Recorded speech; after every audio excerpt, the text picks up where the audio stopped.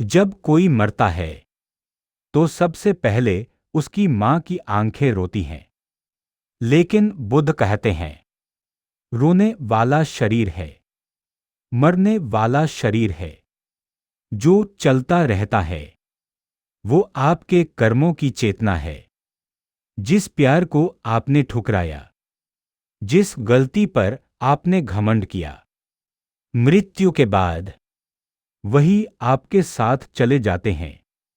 सोचिए, अगर आज आखिरी दिन हो तो क्या आपकी आत्मा शांत होगी? प्रस्तावना, मृत्यु से डर क्यों लगता है? मनुष्य का सबसे बड़ा डर मृत्यु है। जन्म को हम उत्सव मानते हैं, लेकिन मृत्यु का नाम सुनते ही मन कांप उठता है। हम पूछते हैं, मरने के बाद क्या होता है? क्या आत्मा बचती है? स्वर्ग नरक सच हैं? क्या सब कुछ खत्म हो जाता है? गौतम बुद्ध ने इन सवालों को अंधविश्वास से नहीं, बल्कि अनुभव, ध्यान और विवेक से समझाया। बुद्ध का उत्तर डर पैदा नहीं करता, बल्कि डर से मुक्त करता है। दो बौद्ध दर्शन की मूल दृष्टि, आत्मा नहीं चेतना। सबसे पहले एक बहुत बड़ा अंतर समझना जरूरी है। लाल काटने का चिन्ह बौद्ध धर्म क्या नहीं मानता? स्थायी आत्मा, परमानेंट सोल। ईश्वर द्वारा सजा या इनाम। स्वर्ग नरक का स्थायी लोक। सफेद चेक मार्क सही का चिन्ह बौद्ध धर्म क्या मानता है? अनित्य, सब कुछ बदलता है। दुख, आसक्ति से दुख पैदा होता है। अनात्मा, कोई स्थायी आत्मा नहीं। कर्म और चेतना की निरंतरता। दाईं ओर इशारा करती तर्जनी बुद्ध कहते हैं, जो जन्मा है वह मरेगा, जो बना है वह टूटेगा। 3, अगर आत्मा नहीं है तो मरने के बाद क्या बचता है? यह सबसे महत्वपूर्ण प्रश्न है। बुद्ध कहते हैं, दाईं ओर इशारा करती तर्जनी आत्मा नहीं जाती, बल्कि चेतना का प्रवाह चलता रहता है। इसे ऐसे समझिए, एक मोमबत्ती से दूसरी मोमबत्ती जलती है। आग वही नहीं होती, लेकिन कारण वही होता है। दाईं ओर इशारा करती तर्जनी मरने के बाद शरीर नष्ट हो जाता है, मन की पकड़ टूट जाती है, लेकिन कर्मों से बनी चेतना अगला रूप लेती है। 4, मृत्यु की प्रक्रिया, बौद्ध दृष्टिकोण।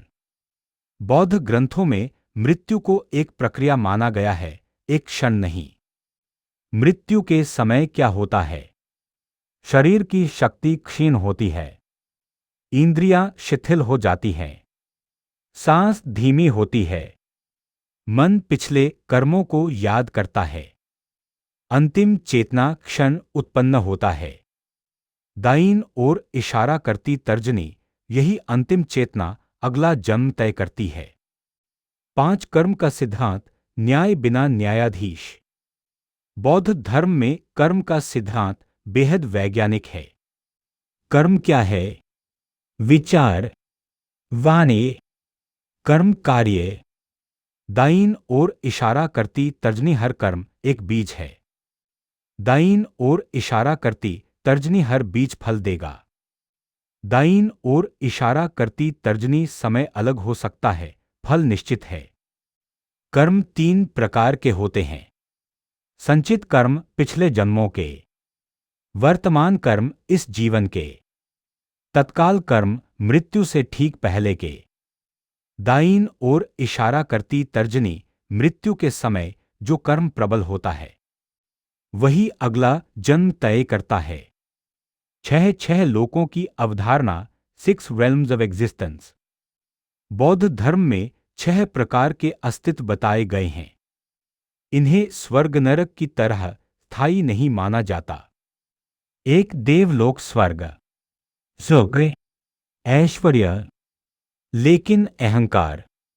दाईं ओर इशारा करती तर्जनी, पुण्यकर्म से मिलता है। दाईं ओर इशारा करती तर्जनी, लेकिन वहां भी मृत्यु निश्चित है। 2, असुरलोक, शक्ति है, लेकिन ईर्ष्या और क्रोध, 3 मनुष्य लोक सबसे श्रेष्ठ। दुख और सुख दोनों, मोक्ष की संभावना यही सबसे अधिक। दाईं ओर इशारा करती तर्जनी बुद्ध कहते हैं, मनुष्य जन्म दुर्लभ है। 4 पशु लोक, अज्ञान, भय, केवल जीवित रहने की सोच। 5 प्रेत लोक, अतिरिक्त इच्छा, भूख और प्यास, लालच का परिणाम। 6 नरक लोक, अत्यधिक पीड़ा, क्रोध और हिंसा का फल, लेकिन स्थायी नहीं। 7 स्वर्ग और नरक, स्थायी नहीं अस्थायी। बुद्ध ने साफ कहा, दाईं ओर इशारा करती तर्जनी नरक भी खत्म होता है। दाईं ओर इशारा करती तर्जनी स्वर्ग भी खत्म होता है। क्यों? क्योंकि जो बना है वह टूटेगा। दाईं ओर इशारा करती तर्जनी असली लक्ष्य निर्वाण। 8 पुनर्जन्म कैसे होता है? बुद्ध पुनर्जन्म को आत्मा की यात्रा नहीं मानते। दाईं ओर इशारा करती तर्जनी यह है, कारण और परिणाम की श्रृंखला।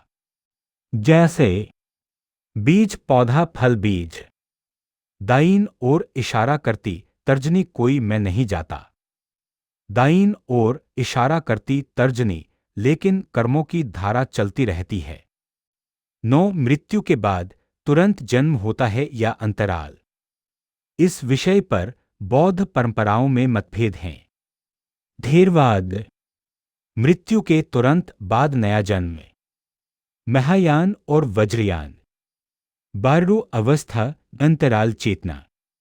बाररो में चेतना भटकती है, भ्रम और डर आते हैं। ध्यान करने वाले साधक सचेत रहते हैं। 10 बाररो अवस्था तिब्बती दृष्टिकोण। तिब्बती बौद्ध धर्म में मृत्यु के बाद 49 दिन का काल माना जाता है।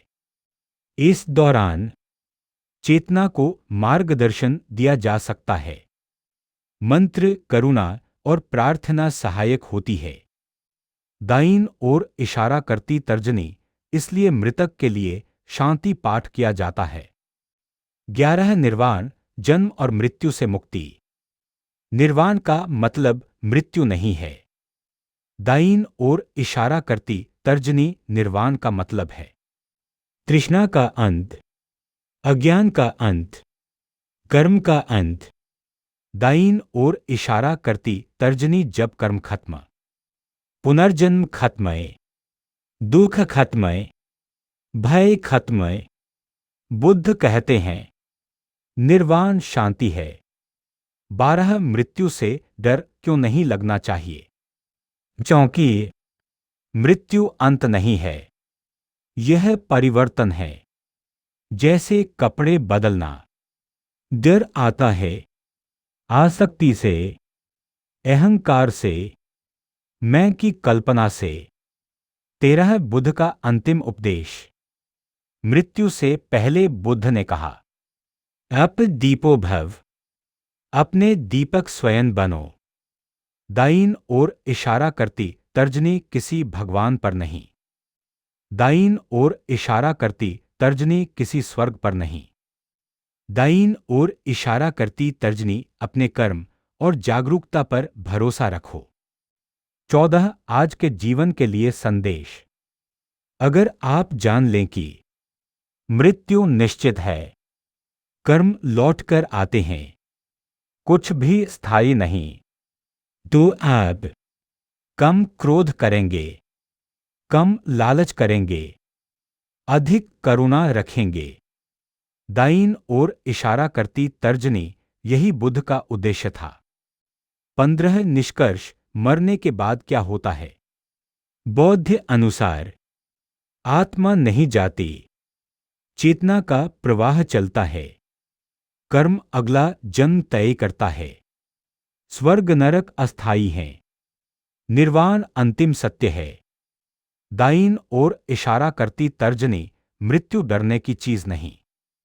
दाईं ओर इशारा करती तर्जनी, अज्ञान डरने की चीज है। एक दिन आपकी सांस रुक जाएगी, कमरा लोगों से भरा